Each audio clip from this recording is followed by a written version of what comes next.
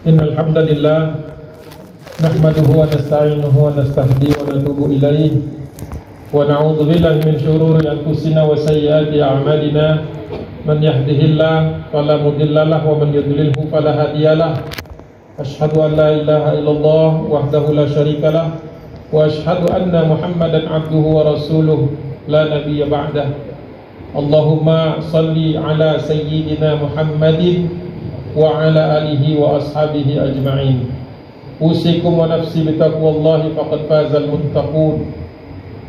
Qala Allah ta'ala fi kitabihil karim, a'udzu billahi minasy syaithanir rajim. Bismillahirrahmanirrahim. Ya ayyuhalladzina amanu taqullaha haqqa tuqatih wa la tamutunna illa wa antum muslimun.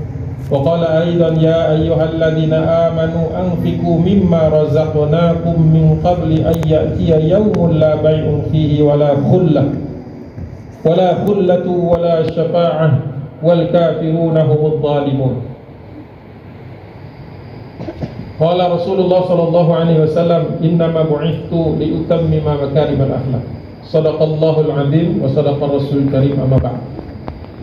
Alhamdulillah, segala puji milik Allah Subhanahu wa ta'ala atas segala nikmat yang tak terhingga.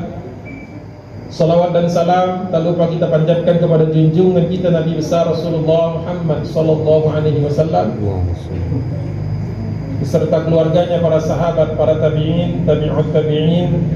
Mudah-mudahan sampai juga kepada kita umat akhir zaman, umat tabi'ahum bi ihsanin ila yaumiddin, selama kita mengikuti kebaikan sunnah Nabi sallallahu alaihi wasallam, mentaati perintah Allah dan menjauhi larangannya. Amin ya rabbal alamin. Pesan utama dalam setiap khutbah Jumat adalah takwa. Ya ayyuhalladzina amanu taqullaha haqqa tuqatih, dan takwa yang sebenar-benar takwa yang menyebabkan kita wala tamutunna illa wa antum muslimun. Nantinya juga wafat dalam keadaan bertakwa, wafat dalam keadaan muslim. Jadi sebenarnya usaha kita, upaya kita, pembuktian kita di hadapan Allah hanya sepanjang usia kita saja, tidak lebih. Oleh sebab itu, khatib punya tugas setiap pekan untuk mengingatkan tentang ketakwaan ini. Nah, di antara indikasi ketakwaan sebagaimana di dalam surah Al-Baqarah ayat 254 tadi, panggilannya sama, ya ayyuhalladzina amanu. Namun kali ini Allah mengajak kita untuk anfiku, untuk berinfak, bersedekah, sedekah. Jadi ciri orang yang beriman, ciri orang yang bertakwa itu rajin bersedekah. Anfiku mimma razaqnakum. Menarik ketika Allah Subhanahu wa taala mendudukkan perintah infak diiringi dengan penjelasan bahwa yang kita infakkan itu dari Allah, bukan dari orang lain, bukan dari diri sendiri. Jadi Allah meminta sesuatu yang awalnya Allah titipkan kepada manusia. Anfiqu mimma razaqnakum. Berinfaklah dari apa yang kami telah berikan sebagai rizki padamu. Karena ulama ada yang mendefinisikan infak di sini tidak selalu maknanya harta, tetapi kebaikan, kebajikan, tolong menolong, bahkan tersenyum di hadapan saudara kita itu juga tergolong sedekah. Tabassumuka liwajhi akhika sedekah. Kata Nabi sallallahu alaihi wasallam bersabda, engkau senyum, menghiasi wajahmu dengan senyum di hadapan saudaramu dengan niat karena Allah Subhanahu wa taala, maka dia tergolong sedekah. Jadi tidak ada orang yang tidak bisa sedekah, tidak ada orang yang tidak bisa sedekah, semuanya bisa. Sedang jemaah yang dirahmati Allah Subhanahu wa taala. Namun terkait dengan sedekah atau sedekah di surah Al-Baqarah ayat 254 ini Allah berikan tenggat waktu. Jadi sedekah ini juga ada fungsi waktu. Artinya ada masa di mana sedekah ini nanti manfaatnya sudah tidak ada lagi. Mengapa begitu? Setelah Allah berfirman anfiqu mimma razaqnakum, ada kata-kata tambahan lagi min qabli, sebelum.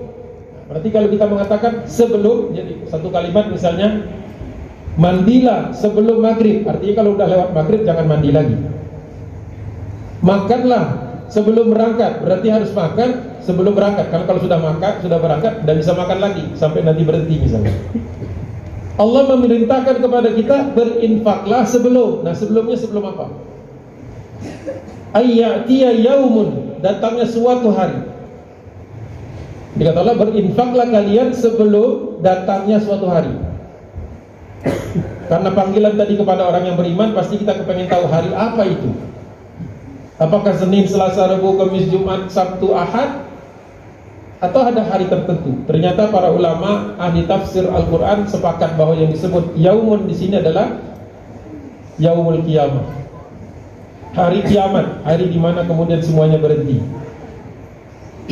hari di mana tidak ada lagi orang yang hidup kecuali nanti dibangkitkan oleh Allah Subhanahu wa taala. Itu secara umum. Secara khusus, setiap kita kullu nafsin dha'iqatul maut. Setiap kita yang bernyawa ini pasti menemui kematian. Kematian kita masing-masing adalah kiamat kecil kita. Kita bisa jadi sudah meninggal dunia, orang lain masih ada. Anak keturunan mungkin masih ada. Mereka masih bisa bersedekah atas nama kita, diniatkan untuk kita, masih ngalim. Namun dia sendiri, yang bersangkutan sendiri, ketika sudah meninggal dunia, inna lillahi wa inna ilaihi raji'un. Semua yang datang dari Allah kembali lagi kepada Allah Subhanahu wa taala. Jadi Allah mengingatkan kita, kalau mau berinfak, mau dihitung oleh Allah Subhanahu wa taala, lakukan min qabli ayyatiya yaumun. Hari apa itu?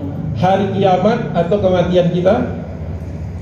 Yang di hari itu nanti pas kebangkitan Allah kemudian mendeskripsikan di ayat itu. La bay'un fihi, tidak ada jual beli pada hari itu, tidak ada transaksi. Artinya Allah tidak bisa disogok. Keputusan itu sudah nanti final. Kalau di dunia, keputusan di dunia masih bisa diubah. Bahkan putusan kadang-kadang masih bisa dibanding, digugat lagi. Kasus yang sudah ditutup bisa dibuka lagi. Kasus yang masih terbuka bisa ditutup. Tetapi di hari itu tidak ada lagi transaksi. Jadi Allah mengingatkan kepada kita dengan firman ini, hari di mana la bai'un fihi wala khullatun. Lebih dahsyat lagi, tidak ada persaudaraan. Kalau sekarang anaknya bermasalah, bapaknya bisa turun campur. Ayahnya bermasalah, anaknya bantuin. Saudaranya bermasalah, satu suku bisa belain. Tetapi di kiamat itu Allah Subhanahu wa taala ingatkan kepada kita supaya tidak lupa, wala khullatun. Tidak ada itu hubungan kekerabatan. Walaupun di dunia kita saling kasih sayang, tapi di hadapan Allah ketika dihisab, nafsi-nafsi sendiri-sendiri. Sebagaimana kita lahir ke dunia sendiri-sendiri, nanti melewati sirat, melewati itu semuanya nggak bisa gandengan tangan. Kita nggak bisa nuntun orang yang kita cintai.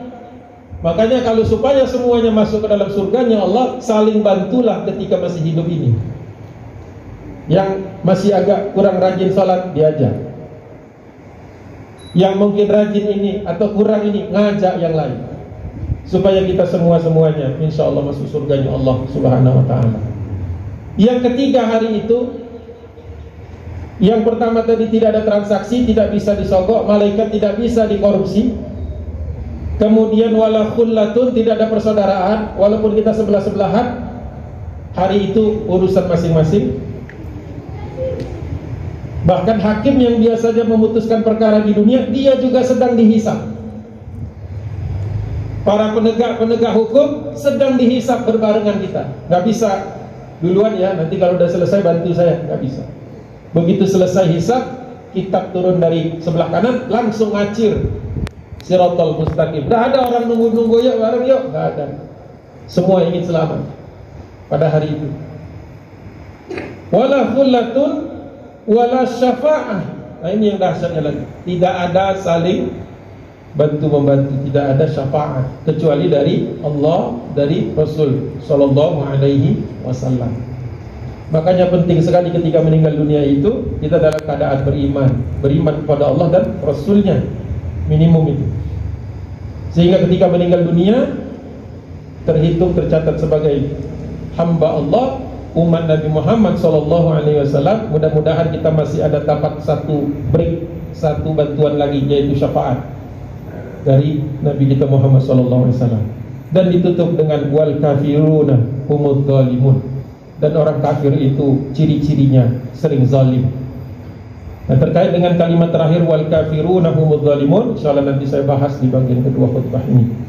Barakallahu li wa lakum fil Qur'anil azim wa nafa'ani wa iyyakum bima fihi minal ayati wa dzikril hakim. Aqulu qawli hadza astaghfirullahaladzim li wa lakum wa lisairil muslimina wal muslimat min kulli dhanbin fastaghfiruhu innahu huwal ghafurur rahim.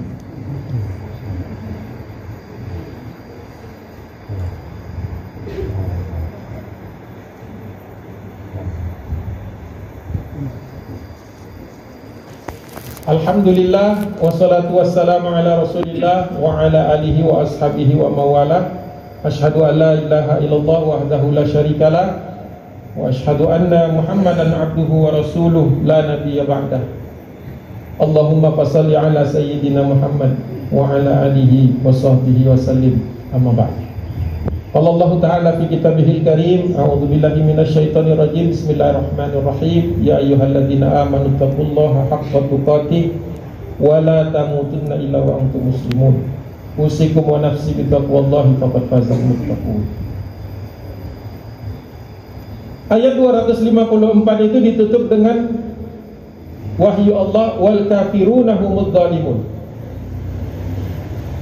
Wal kafiruna humudz zalimun. Orang kafir itu terkait dengan urusan infak tadi, dalam konteks pembicaraan tentang infak itu biasanya orangnya zalim.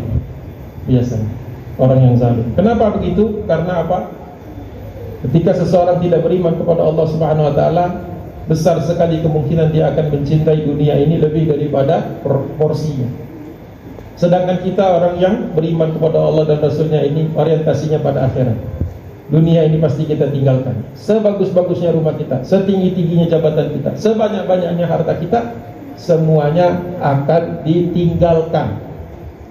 Makanya urus itu dengan baik sebelum meninggal dunia. Jelas untuk ahli waris, jelas mana sedekah, jelas mana zakatnya sudah beres lebih awal. Mana lagi wakaf-wakaf yang bisa menolong ketika dia sudah meninggal dunia. Maka manajemen keuangan, manajemen harta itu penting sekali di dalam kehidupan seorang yang beriman kepada Allah dan Rasulnya.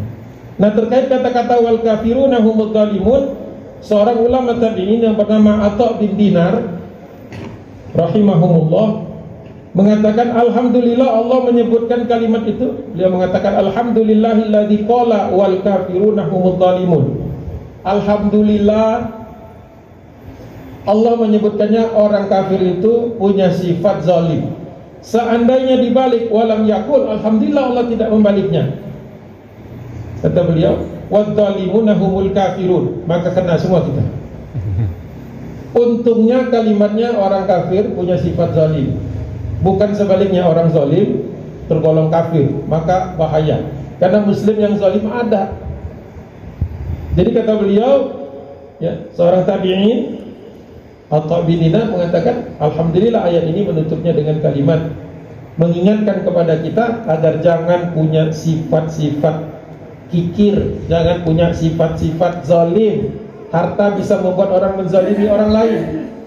Karena dia merasa kaya, dia pakai itu untuk menzalimi orang lain, dan seterusnya bagian dari hal tersebut.